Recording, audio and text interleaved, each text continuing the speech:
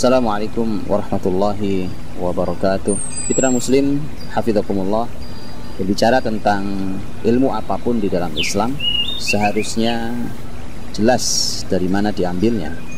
Karena inilah kelebihan Islam dibandingkan dengan agama-agama lain. Para ulama menyampaikan bahwa kelebihan umat ini adalah umat ini memiliki sanad. Yang sanad atau jalur riwayat itulah yang memastikan bahwa ini benar-benar peristiwa yang asli, yang otentik. Karena kalau tidak, maka dia hanya akan menjadi sebuah mitos atau menjadi sebuah kisah fiktif atau yang kita kenal dengan Israiliyat. Untuk itulah Islam adalah agama yang teruji kebenarannya dan keasliannya. Mari kita lihat sebuah contoh di negeri ini yang kita sangat sulit untuk mendapatkan keabsahan kisahnya, yang akhirnya kisah itu ditarik kemana-mana menjadi sebuah kisah yang tidak jelas sebenarnya peristiwa ini terjadinya benarnya seperti apa. Yang seperti ini banyak di negeri ini. Contohnya adalah kisah tentang Wali Songo. Kita semua sering mendengarnya, tetapi yang digambarkan kepada kita tentang Wali Songo adalah sebenarnya yang digambarkan oleh seorang sutradara dalam filmnya. Sehingga itulah yang ada di kepala kita. Seharusnya ada literatur yang bisa dipercaya dan menjelaskan tentang bagaimana sebenarnya kisah Wali Songo di negeri ini. Menjadi sangat aneh bukan ketika para Wali Songo adalah para ulama besar, yang mereka adalah orang-orang yang mengerti ilmu Islam, mereka orang-orang yang menduduki posisi yang tinggi di masyarakatnya, yang mengawal kepemimpinan saat itu dengan ilmu Islam, yang memberikan fatwa dan bimbingan kepada masyarakat. Tiba-tiba digambarkan kepada kita bahwa Wali Songo adalah sekelompok orang-orang yang klinik. Maka menjadi sangat aneh. Kemudian sulit setelah itu untuk membuktikan mana sebenarnya kisah yang sesungguhnya. Inilah bedanya ilmu di dalam Islam yang sesungguhnya dengan berita-berita yang bersebar di masyarakat. Apalagi hanya merupakan sebuah kisah fiktif yang dituturkan dari mulut ke mulut, yang disampaikan dari kakek kepada cucunya dengan ketidakjelasan sanad sesungguhnya. Sebenarnya dahulu sejarah Islam pun disampaikan dari lisan ke lisan sebelum ditulis oleh para ulama. Disampaikan dari riwayat ke riwayat, dari seorang guru pada muridnya, atau seorang kakek pada cucunya, atau dari seorang ayah kepada anaknya. Tetapi mereka akan menyebutkan sanadnya sehingga bisa dicek di zaman manapun hingga kita hari ini apakah sanad tersebut benar atau tidak benar. Sementara ada sisi lain yang harus dihati-hati, yaitu terjadinya penyelewengan sejarah, di mana ada sekte-sekte pemikiran-pemikiran sesat tertentu yang memang menggunakan sejarah untuk dipelintir, untuk diarahkan sesuai dengan pemikirannya dan sektenya. Dan inilah yang kemudian belakangan atau hari-hari ini menyebar di masyarakat. Masyarakat nyaris tidak tahu bagaimana cara membaca sejarah, nyaris tidak tahu bagaimana memposisikan diri di dalam mengkaji sejarah, sehingga akhirnya banyak kisah-kisah yang sebenarnya tidak terjadi, atau kisah-kisah yang dibuat-buat dan dimasukkan dalam sejarah Islam, yang itu memperkeruh wajah sahabat, memperkeruh wajah generasi terbaik Islam dahulu. Nah, disinilah pentingnya kita tahu bagaimana sebenarnya kita mengkaji sejarah dengan literatur seperti apa. Literatur di dalam sejarah Islam sudah dikaji oleh para ulama hari ini, dan literatur itu harus tetap literatur yang valid. Literatur itu dalam sejarah memiliki beberapa sedikit perbedaan dengan kekuatan jalur riwayat yang dipakai oleh Al-Quran dan hadis Nabi SAW. Para ulama menyampaikan bahwa semua ayat yang ada dalam Al-Quran sampai kepada kita dengan sanad mutawatir. Sanad mutawatir adalah sanad tertinggi kesahihannya, yang mustahil ada orang yang sepakat untuk berdusta di sana. Adapun hadis Nabi SAW ada yang mutawatir, tapi ada yang sahih tapi derajatnya di bawah mutawatir. Ada yang kemudian dikenal juga dengan hasan, kemudian ada yang dhaif dan seterusnya sampai ada yang palsu. Adapun dalam sirah nabawiyah, tentu sirah nabawiyah adalah sebuah ilmu yang mengambil juga dari Al-Quran dan hadis Nabi SAW. Literatur pertama yang dipakai oleh sejarah Islam, termasuk diantaranya sirah nabawiyah, adalah Al-Quranul Karim. Al-Quranul Karim bukan merupakan buku sejarah. Al-Quranul Karim adalah wahyu Allah yang menjadi panduan bagi orang-orang yang beriman, hudal linnas, sebagai petunjuk bagi manusia. Tetapi Al-Quranul Karim juga mencantumkan sejarah, termasuk sejarah Rasulullah Muhammad SAW. Untuk itulah Al-Quran merupakan salah satu literatur sejarah Islam. Al-Quranul Karim ketika berbicara tentang sebuah kisah, maka otomatis kisah itu dijamin kesohihannya. Sementara Al-Quranul Karim memiliki cara bertutur yang sangat berbeda dengan hadis Nabi SAW dan literatur yang lain. Dikarenakan Al-Quran bukan perkataan manusia. Dikarenakan Al-Quran adalah kalamullah. Sehingga ada kemukjizatan sampai cara bertuturnya, sampai pada susunan kalimatnya. Mari kita lihat umpamanya ketika Allah Subhanahu wa Ta'ala menyampaikan kepada kita tentang peristiwa yang terjadi di perang Hunain dalam surat At-Taubah ayat 25. Laqad nasarakumullahu fi mawatin katsirah wa yawma Hunain idh a'jabatkum kathratukum falam tughni 'ankum syai'an wa dhaqat 'alaikumul ardu bima rahubat thumma wallaitum mudbirin. Sungguh Allah telah menolong kalian di banyak peristiwa, termasuk di perang Hunain. Ketika kalian bangga dengan jumlah kalian yang banyak, padahal jumlah yang banyak itu tidak pernah berguna bagi kalian. Hingga sempitlah bagi kalian bumi, kemudian kalian lari ke belakang. Ayat ini menyampaikan kepada kita bahwa penyebab kekalahan muslimin di perang Hunain, di awal peperangan Hunain, adalah ketika muslimin merasa bangga dengan jumlah yang banyak. Kalau kita buka dalam sejarah yang sesungguhnya, yang detail dalam kitab sejarah, sebenarnya penyebab kekalahan muslimin bukan hanya merasa bangga dengan jumlah yang banyak. Ada banyak penyebabnya. Saat itu muslimin pasukannya 3 kali lipat pasukan musuhnya. Dan ini cukup jarang. Atau kalau boleh kita katakan bahwa ini termasuk yang pertama dalam sejarah muslimin di zaman Nabi SAW, di mana jumlah muslimin 3 kali lipat jumlah musuhnya.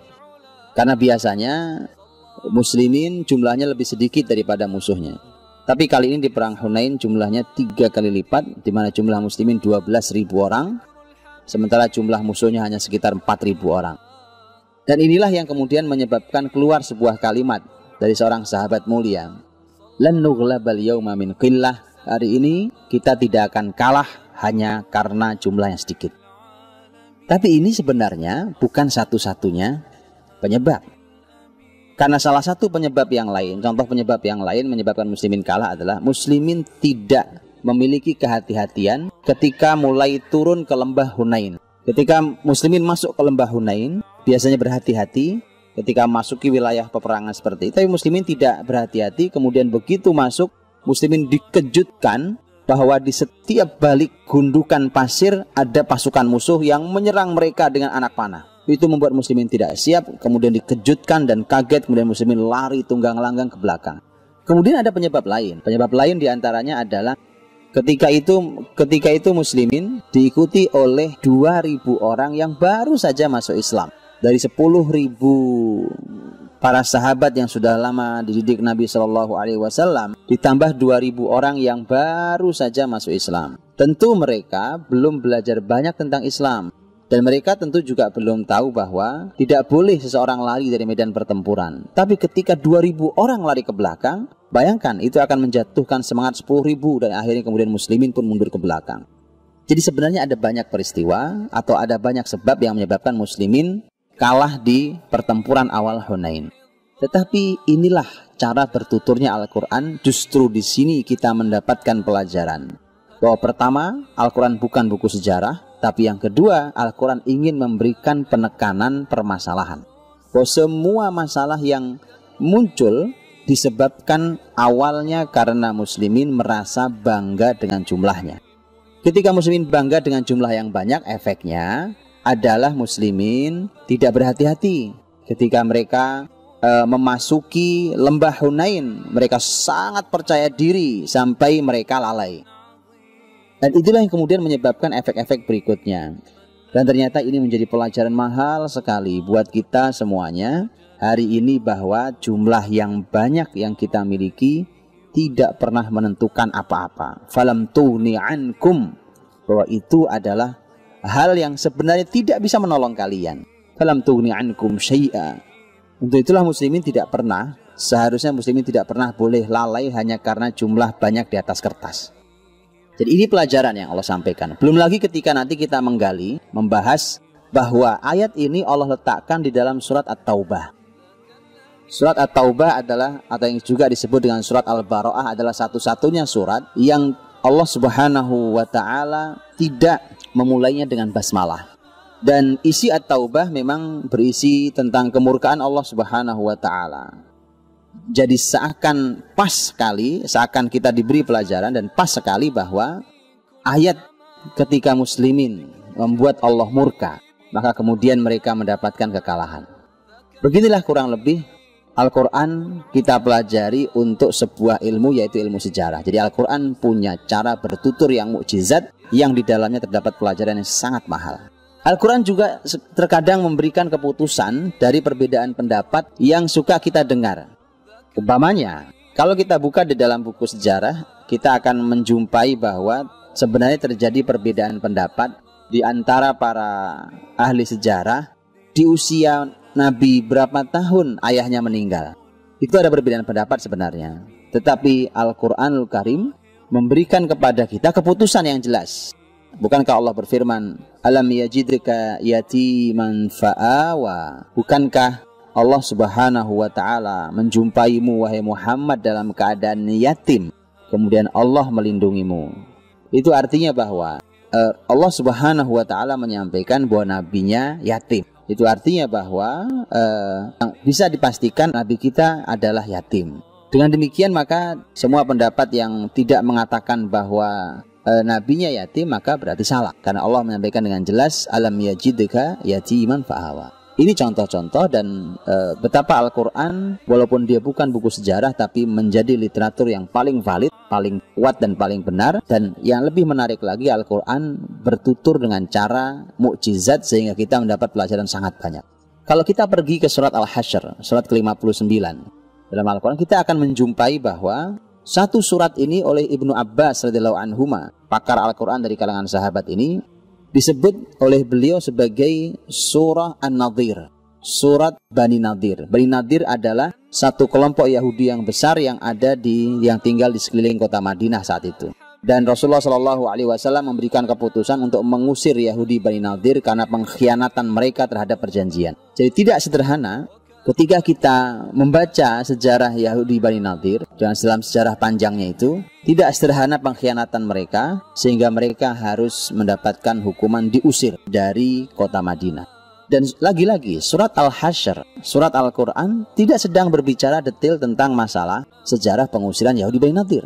Walaupun ada kisahnya, bahkan itu panjang lebar, tapi Allah selalu ingin memberikan pelajaran dan kita diminta untuk mengambil pelajaran. Itulah mengapa di surat Al-Hasyr Allah memulai diantaranya dengan kalimat fa'tabiru ya ulil absar. Maka ambillah ibrahnya, ambillah pelajarannya wahai orang-orang yang memiliki pikiran. Ini adalah cara Quran bertutur, di mana kita akan mendapat pelajaran banyak di surat Al-Hasyr. Umpamanya pelajaran tentang bagaimana dahulu para sahabat mengusir orang-orang Yahudi. Orang-orang Yahudi yang terkesan solid di mata muslimin itu ternyata bisa dikalahkan bahkan dari tempat yang tidak mereka duga. Allah juga menggambarkan mukminin seperti apa cirinya yang bisa mengusir Yahudi. Dan surat Al-Hasyr itu juga menyampaikan bahwa muslimin diminta berhati-hati dengan keberadaan sekelompok orang di tubuh mukminin tapi sebenarnya tidak beriman, yaitu orang-orang munafik. Itulah cara Al-Quran bertutur surat Al-Hasyr, ingin menyampaikan pelajaran yang hari ini benar-benar hidup buat kita, karena kita hari ini hidup di masa yang peradabannya dikuasai oleh Zionis. Dengan demikian, maka Al-Quran salah satu literatur yang sangat valid untuk sejarah Islam, untuk sirah nabawiyah, dan bertutur dengan cara yang sangat khas, yaitu dengan cara yang sangat mukjizat, sehingga diberikan kepada kita banyak pelajaran melalui susunan cara bertutur tentang kalimat di dalam Al-Quranul Karim, sehingga kita bisa mendapatkan pelajaran dari sana yang sangat banyak. Ini adalah literatur pertama yang ketika kita membaca sirah nabawiyah, maka cobalah gali dalam Al-Quran. Al-Quran menuturkan dengan cara apa, dan itulah pelajaran terbesar yang harus kita ambil untuk peristiwa di dalam sirah nabawiyah. Mudah-mudahan hari ini bisa kita ambil hikmah dan pelajarannya. Fa'tabiru ya ulil absar, ambillah pelajarannya wahai orang-orang yang berfikir. Assalamualaikum warahmatullahi wabarakatuh.